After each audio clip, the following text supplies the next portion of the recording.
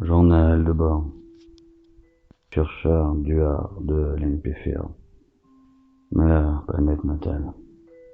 Mon code de sécurité pour transmission des données sur les recherches effectuées sur cette planète sont 15 92 65 35. Les données de la mission seront des 89 79 32 38. Je franchis le portail. Prise de poste sur... Ah, c'est bizarre. Je veux valider ma prise de poste sur D89, 79, 32, 38, mais normalement on arrive toujours immergé par l'eau. Je comprends pas, je suis arrivé directement à terre et je vais vérifier mes données, ce n'est pas normal. Normalement on avait déjà vu tout ça. Les portails ne sont pas stables avec une atmosphère terrestre, ou quelle qu'elle soit d'ailleurs. On a pourtant fait en sorte de toujours arriver sous l'eau, afin de ne pas ouvrir comme dans notre passé, avec tout ce défectueux, des portes à l'infini.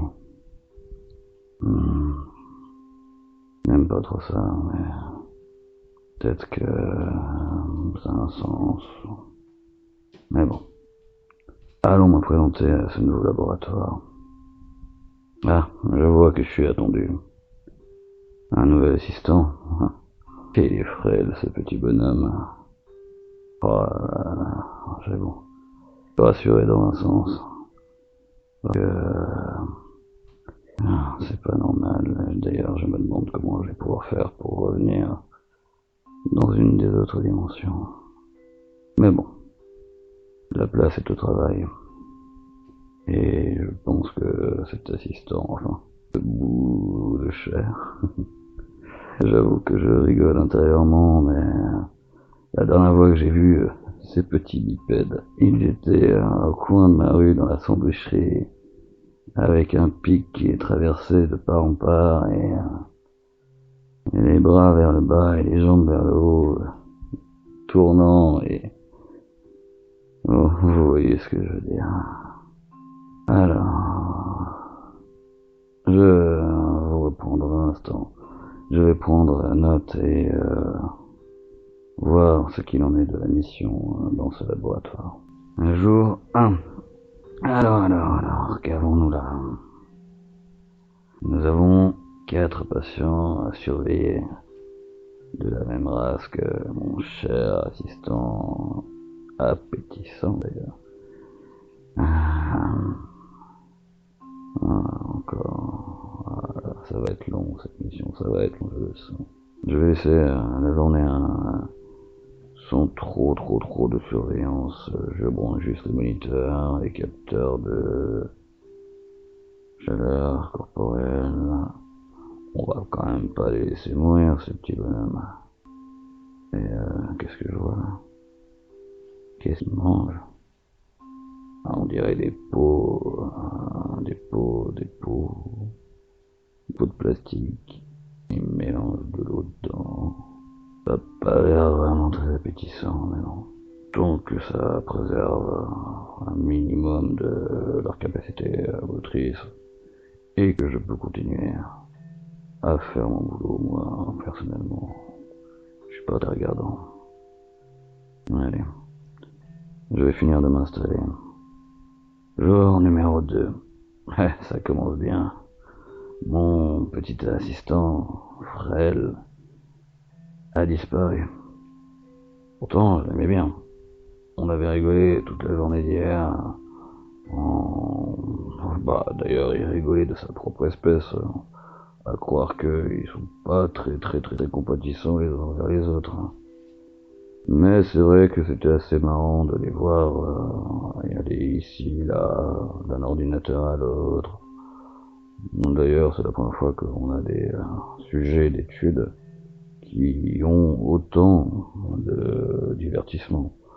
Cette race doit être tellement faible psychologiquement que elle a besoin absolument de se distraire, on va dire, pour ne pas devenir folle. Mais je vais quand même demander où est passé mon assistant parce que je ne comprends pas encore tout le langage en fait.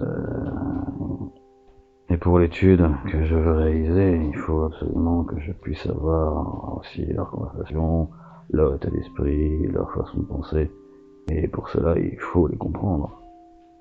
Je vais voir la sécurité afin de savoir où est-il passé.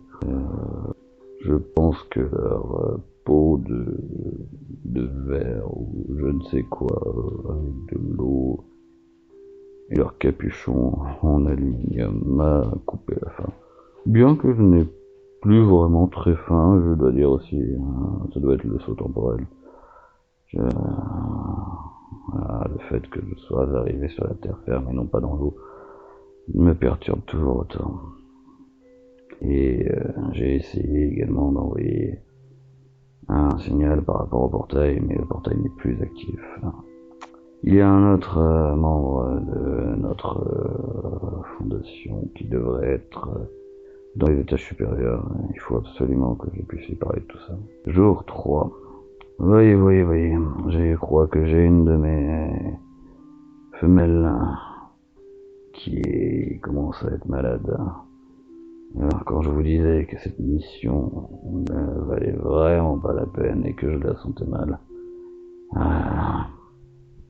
Que de frêles créatures, vraiment que de frêles créatures. À part au bout d'une pique et dans mon sandwich, je vois pas vraiment en fait ce que je pourrais en faire. Mais bon, que voulez-vous? Il faut se plier à toutes les dimensions et surveiller ce qu'il en est. Ah, enfin, on a trouvé ce qui n'allait pas avec cette femelle. Et il semblerait que leur alimentation ne permette pas une bonne digestion à trop forte dose.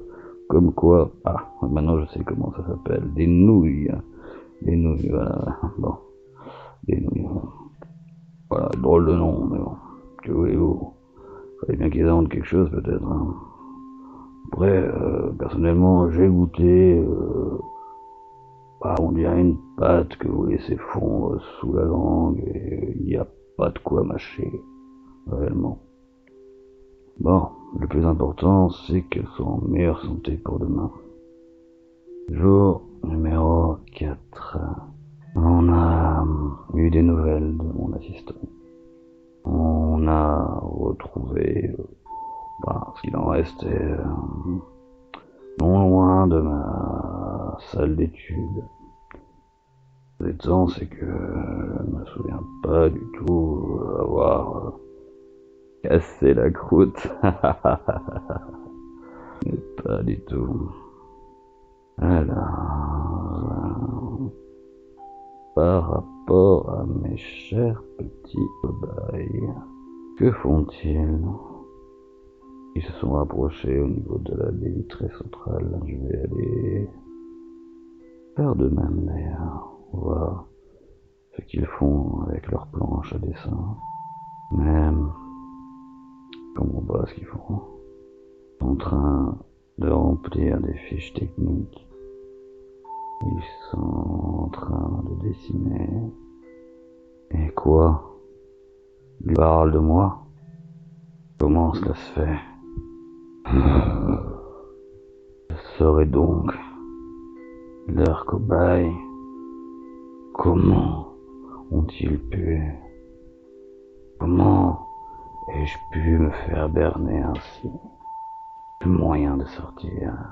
Je sais exactement la force de frappe qu'ils ont. Je vais devoir réfléchir pour me sortir de ce mauvais pas.